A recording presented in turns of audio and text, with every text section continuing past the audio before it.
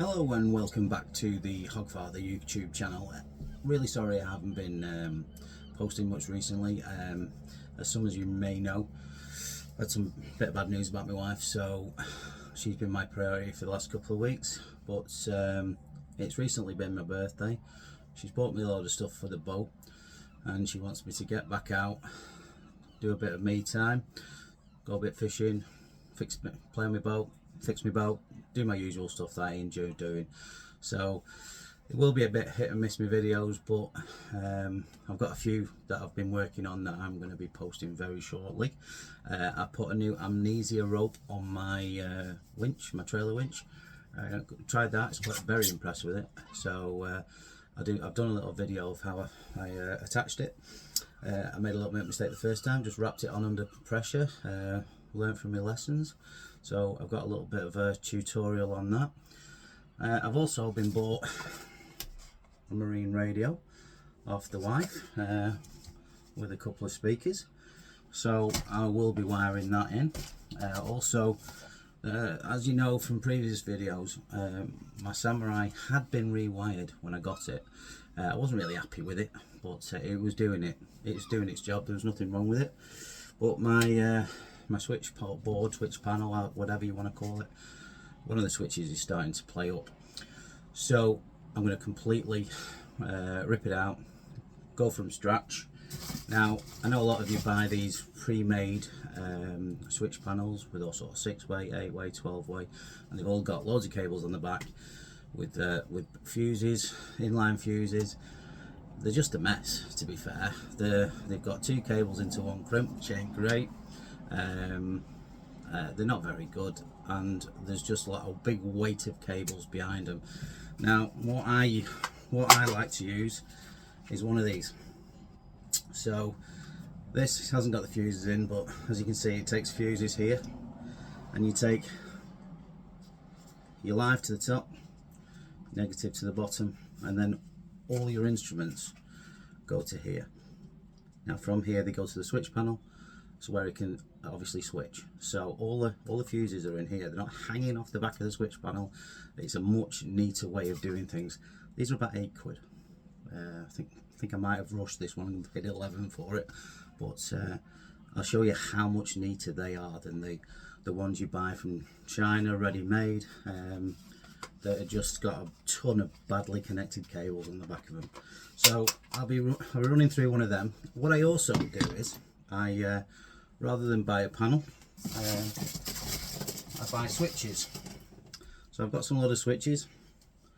Little one-way, got a three-way one for me bilge pump, and then what I do is I buy a small piece of stainless metal, drill it out to as many switches as I want now, and then I can bespokely make my own switch panel.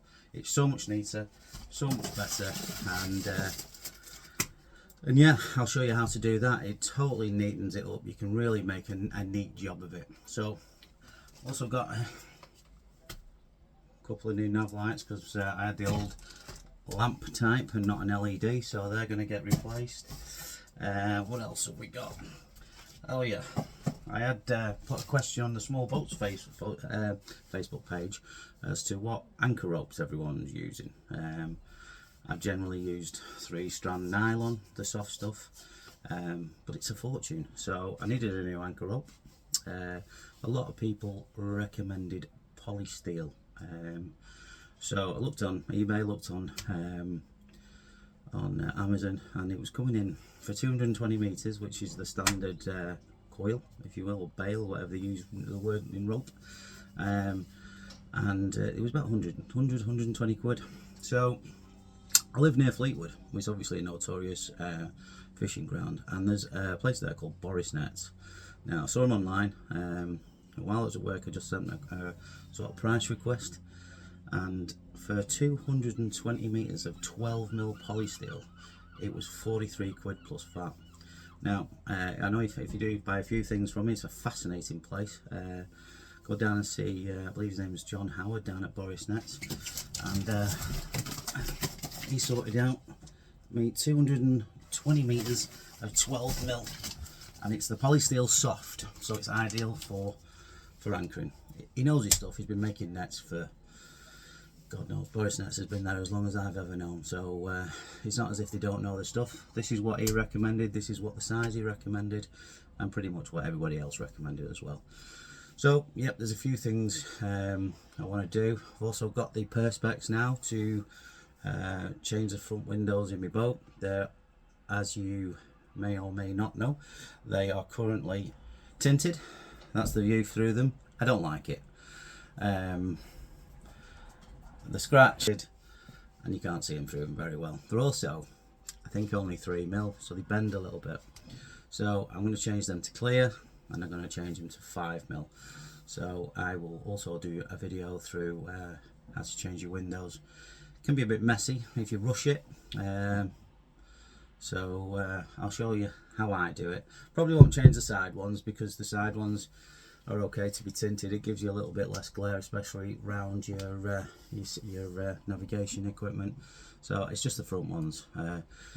Okay, like I say, that's the view through a tinted one, and that's the view through a clear one. Excuse the washing, the wife's put the washing out. So yeah, that's tinted, and there's the clear. It's you see, a nice sunny day down on the Fylde coast. So there's a bit to do. I bought a few rod holders for me radar arch. They're already on. I'll show you how to put them on. Yeah, that's about it. So there's a bit of electrics to do. I am an electrician, so hopefully, touch wood, I should know what I'm talking about. So we'll put the stereo on because it's a bit boring when I last went out on my own. And yeah, hopefully there'll be more videos coming. Bit of an exciting day tomorrow. As I say, it was my birthday, so I've got a charter boat trip tomorrow out of Fleetwood. I think I'm setting off about 1 in the afternoon. So it's a new charter boat called Sea Dog Charters. He lost his anchor last week, so I lent him some chain, and so I'm going out on his boat to see what it's like. He's a nice lad, and let's see if he gets us on the tope. Bit of a tope fishing thing tomorrow, so I'll let you know what that's about. There are a couple of charters out of Fleetwood. They're always quite busy, and I'll see if I can do a review on this particular charter. So hopefully I'll get that back to you by the end of the week. And the videos, like I say, I do apologise, but my wife has been quite ill, but she's encouraging me to carry on because she knows I enjoy it, and hopefully you lot do as well. So if you can think of any other jobs I want doing, drop me a message and I'll see if I can do it. One thing I have noticed on I've only launched this boat 5 times probably, and my trailer is a bit nose heavy. Now a lot of people move the boat on the rollers to sort this out. Well, my boat's perfectly positioned on its rollers. So the other way to take a little bit of weight off your nose is to actually move the axle of the boat, of the trailer, sorry. So I will be moving the axle. A little bit more tricky than an unbrake trailer because it is a brake trailer, so you've just got to adjust the brakes as well. But yeah, that's a video that will be coming up soon. So again, really sorry that there's not been much content. There's not been much fishing either, really. We'll be having a day out on a Commodore, so I'll be doing a review on a Commodore soon, and hopefully on a Mark II Sea Jeep. I've got a trip out on one of them as well. So there's a few videos planned and a few videos coming. So again, sorry for the lack of content recently, but for those who I am friends with on Facebook, you know why. I look forward to you subscribing and watching my videos in the future. Thanks a lot. Bye bye.